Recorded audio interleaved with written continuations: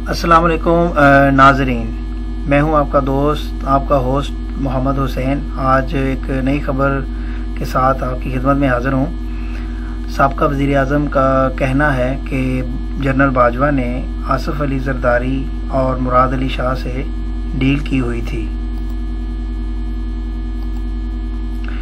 Chairman Pakistan Tehreek-e-Insaf Imran Khan साहब ने एक बार फिर साबका आर्मी चीफ जनरल रिटायर्ड कमर जवेद बाजवा को तनकीद का निशाना बनाते हुए कहा कि जनरल बाजवा ने आसिफ अली जरदारी और मुराद अली शाह से डील कर रखी थी।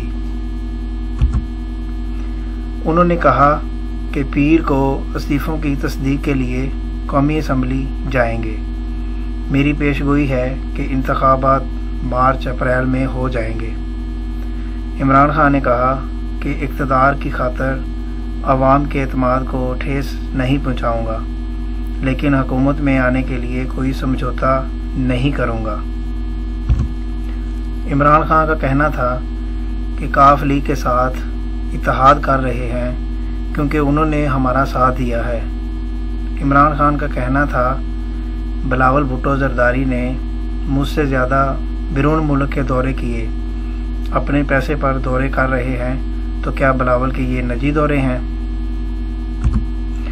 बिलावल भुट्टो जरदारी मुल्क के पैसे से अय्याशियाँ कर रहे हैं। मौजूदा हुकूमत की शाह खर्चियाँ अरूज पर पहुँच गईं और गरीब आवाम का पैसा पानी की तरह बहाया जाने लगा। नून लीग और पीपल्स पार्टी एक ही सिक्के के दो रुख हैं।